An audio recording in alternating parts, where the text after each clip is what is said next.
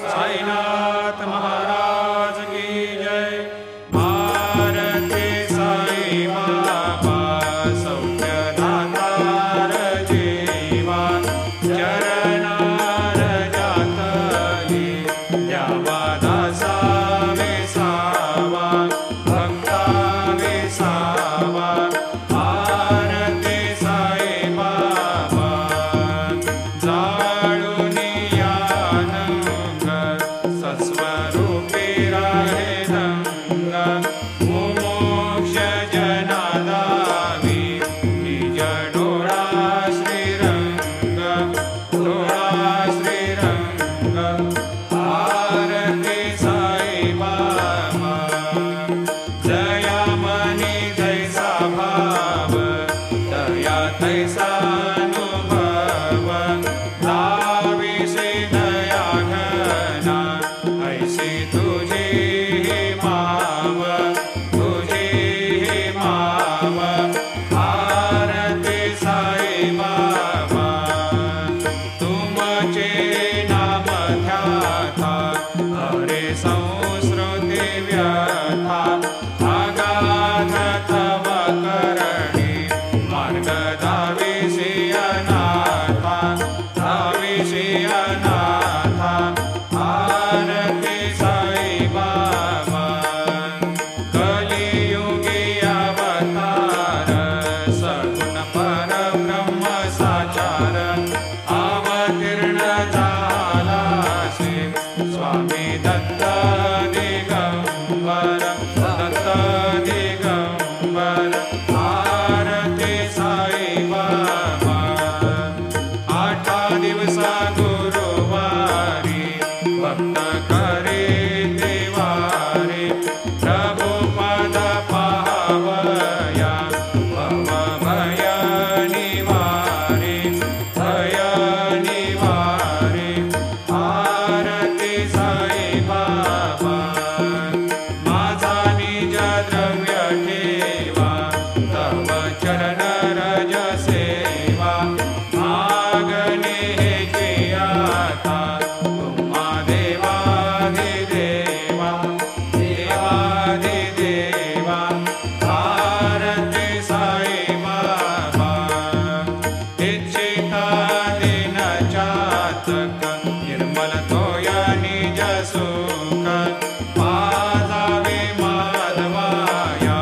सांभाळा आपुली भाक आपुली भाक। भारती साई बाबा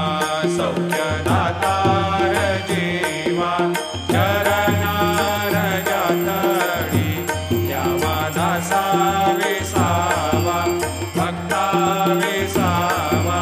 भारती साई बाबा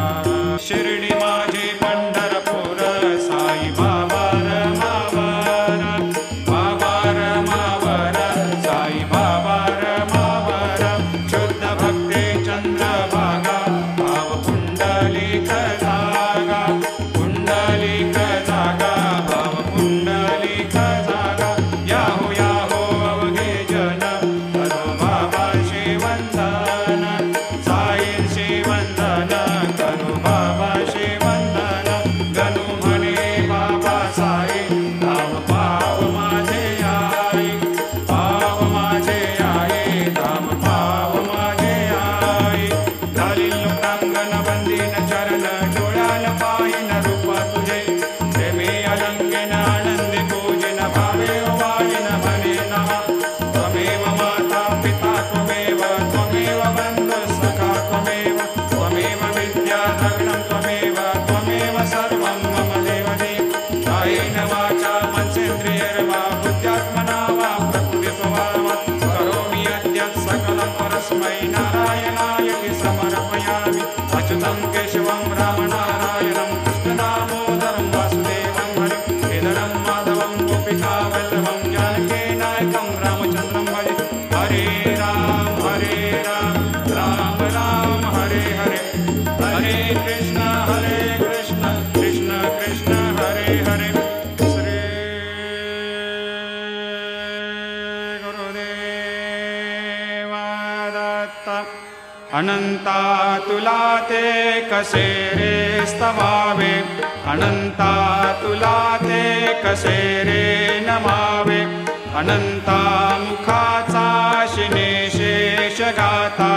नमस्कार साष्टांग श्री साईनाथा, स्मरावे मनी त्वत्पदा नित्य भावे, पुरावे तरे भक्ति साठे स्वभावे, तरावे जगातारुणी मायताता, नमस्कार श्री साईनाथा, वसे जो सदा दावया संत लीला, दिसे अज्ञ लोकान् परे जो जनाला, परे अंतरे ज्ञान कैवल्य दाता, नमस्कार साष्टांग श्री साईनाथा, वरालाधला जन्म हा मानवाचा, नरासार्थका साधनीभूत साचा, धरो साई प्रेमा गळाया अहंता, नमस्कार साष्टांग श्री साईनाथा, धरावे करे सान अल्पज्ञ बाला, करावे अमाधन्य चुंबो निगाला, मुखे गाल प्रेमे पराग्रास आता, नमस्कार श्री साईनाथा, सुराधिक ज्यांच्या पदा वंदिता ते, शुकाधिक ज्यांते समानत्व देते, प्रयागादि तीर्थे पदे नम्र होता, नमस्कार साष्टांग श्री साईनाथा,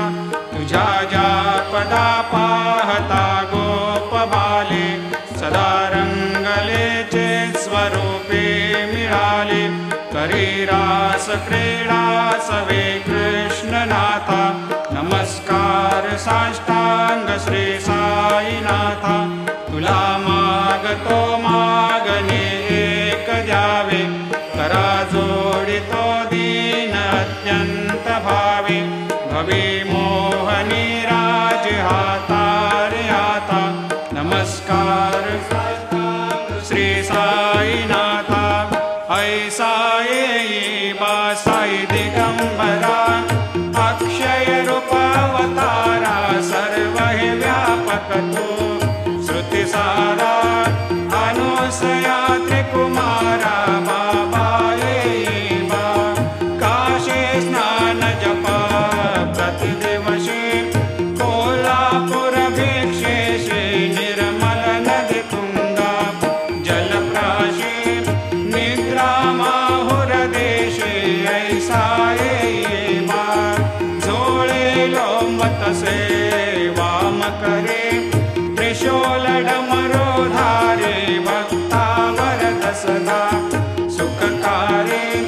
देशील मुक्तिचारे, ऐसा येई बा, पायी पादुका जपमाला, कमंडलो मृगछाला, धारण कर सेवा, नागजटा मुकुट शोभतो माथा, ऐसा येई बा, तत्पर तुझाया जे ध्यानी, अक्षय त्यांचे सदनी, लक्ष्मी वास करे, दिन रजनी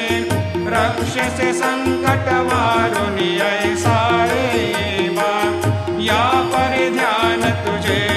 गुरुराया, दृश्य करी नयनाया, पूर्णानंद सुखे, एकाया लाविशी हरि गुणदाया, ऐसा येई बा, साई दिगंबरा, अक्षय रूप अवतारा, सर्व हि व्यापक तो, श्रुति सारा अनुसया त्रिकुमारा, बाबा येई बा, सदा सस्वरूपं चिदानन्दकन्दं, जगत्सम्भवस्थान संहार हेतुं, स्वभक्तेच्छया मानुषं दर्शयन्तं, नमामीश्वरं सद्गुरुं साईनाथं, भवद्वांत विध्वंसमार्तण्डमीड्यं, मनोवागतीतं मुनिर्ध्यानगम्यं, जगद्व्यापकं निर्मलं निर्गुणत्वां नमामीश्वरं सद्गुरुं साईनाथं भवाम्भोधिमग्नार्दितानां जनानां स्वपादाश्रितानां स्वभक्ते प्रियाणां समुद्धारणार्थं कलौ सम्भवन्तं नमामीश्वरं सद्गुरुं साईनाथं सदा निम्बवृक्षस्य मूलाधिवासात् सुधास्राविणं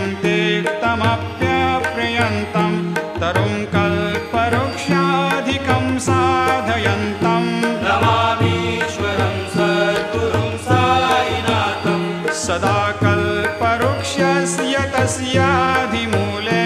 भवद्भावबुद्ध्या सपर्यादिसेवां नृणां कुर्वतां भोक्तिमुक्ते प्रदन्तं नमामीश्वरं सद्गुरुं साईनाथं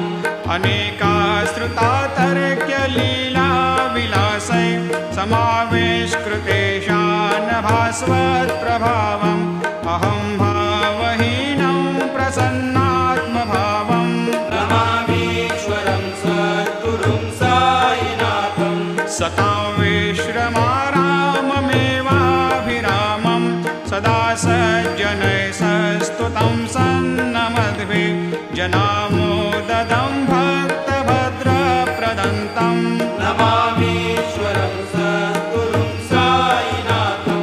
अजन्माद्यमेकं परब्रह्म साक्षात् स्वयं सम्भवं राममेवावतीर्णं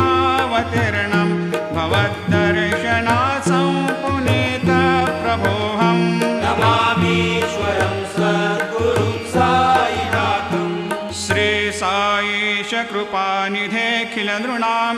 सर्वार्थसिद्धिप्रदा युष्मत्पादरजप्रभावमतुलं धातापि वक्ता क्षमः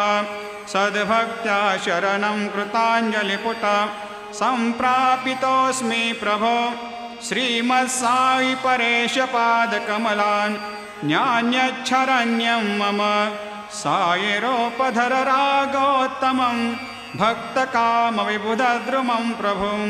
माययोपहतचित्तशुद्धये चिन्तयाम्यहमर्निशं मुदा शरत्सुधांशुप्रतिमं प्रकाशं कृपातपत्रं तव साईनाथ त्वदीयपादाब्जसमाश्रितानां स्वच्छायया तापमपाकरोतु उपासनादैवत साईनाथ स्तवैर्मयोपासनिना स्तुतस्त्वं रमेन्मनोन्मे तव पादयुग्मे भृङ्गो यथाब्जे मकरन्दलुब्धा अनेकजन्मार्जितपापसंशयो भवेद्भवत्पादसरोजदर्शनात् क्षमस्व सर्वान्धपरान्धपुञ्जकान् प्रसेद साये सद्गुरोदयानिधे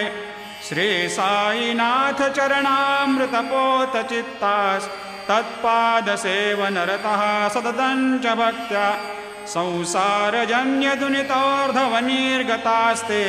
कैवल्यधाम परमं समवाप्नुवन्ते स्तोत्रमेतत्पठेद्भक्त्या यो नरस्तन्मना सदा सद्गुरो साईनाथस्य कृपापात्रं भवेद्ध्रुवम् रुसो मम प्रियाम्बिका मजवरी पिता हि रुसो रुसो मम प्रियाङ्गना प्रियसुतात्मजा हि रुसो रुसो भगिनी बन्धु हि श्वशुरसासुबाई रुसो न दत्त गुरु साई मा मजवरी कधी रुसो पुसो न सुनबाई त्या मजन भ्रातृजाया पुसो पुसो न प्रिय सोय रे प्रिय सगे न ज्ञाते पुसो पुसो सुरदना सखा स्वजननाप्त बन्धु पुसो हरि गुरु साई मा मजवरी कधी रुसो पुसो न बला मुले तरुण हृदयेना पुसो पुसो न गुरु धाकुटे मजन थोरसाने पुसो पुसो न चबले बुरे सुजन साधुहीना पुसो परे न गुरु साई मा मजवरी कधी रुसो चतुर तत्त्ववेद विबुध प्राज्ञ ज्ञानी रुसो रुसो हि विदुषे श्रिया कुशल पंडिता हि रुसो रुसो महीपते यते भजक तापसे रुसो न दत्त गुरु साई मा मजवरी कधी रुसो रुसो कवि ऋषि मुनि अनघ सिद्ध योगी रुसो रुसो हि गृह देवता निकुल ग्राम देवी रुसो रुसो खल पिशाच हि मलिन डाकिनी रुसो न दत्त गुरु साई मा मजवरी कधी रुसो रुसो मृग खग कृमि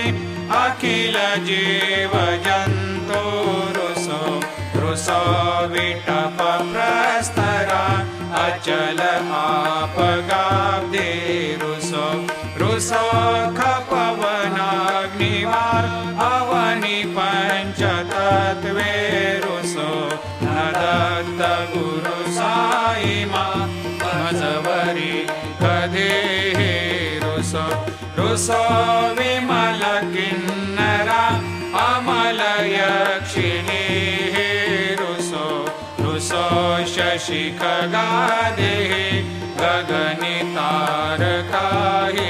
रुसो रुसो अमर राज हे अदय धर्म राजा रुसो न दत्त गुरु साई मा मजवरी कधी रुसो रुसो मन सरस्वती चपल चित्तते रुसो रुसो वपुदिशा किला कठिन काल तो हे रुसो रुसो सकल विश्व हे मयि तु ब्रह्म गोलम रुसो न दत्त गुरु साई मा मजवरी कधी रुसो विमूढ मनुनी हसो मजन मत्सरा हे डसो पदाभिरुचि उल्लसो जनन कर्दमीनापसो न दुर्गधुतिचा धसो अशिव भाव मागे कसो प्रपंची मन हे रुसो दृढ विरक्ति चित्ते ठसो कुणाची घृणा नसो न च स्पृहा कशाची असो सदैव हृदये वसो मनसि ध्यानि साई वसो पगे प्रणय ओरसो निखिल दृश्य बाबादिसो न दत्त गुरु साई मा उपरि जनेला रुसो हरि ओम यज्ञेन यज्ञमयजन्त देवा स्थानि धर्माणि प्रथमान्यासन्न तेहनाकं महिमान सजन्त यत्र पूर्वे साध्या सन्ति देवाः ॐ राजाधिराजाय प्रसय साहिने नमो वयं वै श्रवणाय कुर्महे समे कामान् कामकामाय मह्यं कामेश्वरो वै श्रवणो दधातु कुबेराय वै श्रवणाय महाराजाय नमः ॐ स्वस्ते साम्राज्यं भोज्यं स्वराज्यं वैराज्यं पारमेष्ठ्यं राज्यं महाराज्यमाधिपत्यमयं समन्तपर्या ईशात् सार्वभौमत् सार्वायुषान्त्रादात् परार्धात् पृथिव्ये समुद्रपर्यन्ताया एकराळिति तदप्येष श्लोकोऽभिगीत मरुतः परिवेष्टारो मरुतस्यावसङ्ग्रहे आवीक्षितस्य कामप्रेर्विश्वे देवा सभासदैते श्रीनारायण वासुदेवाय सच्चिदानन्द सद्गुरु साईनाथ महाराज की जय। करचरणकृतं वा कायजं कर्मजं वा श्रवणनयनजं वा मानसं वा अपराधं विहितमविहितं वा सर्वमेतत्क्षमस्व। जय जय करुणाब्धे श्रीप्रभो साईनाथ श्री सच्चिदानंद सद्गुरु साईनाथ महाराज की जय। राजा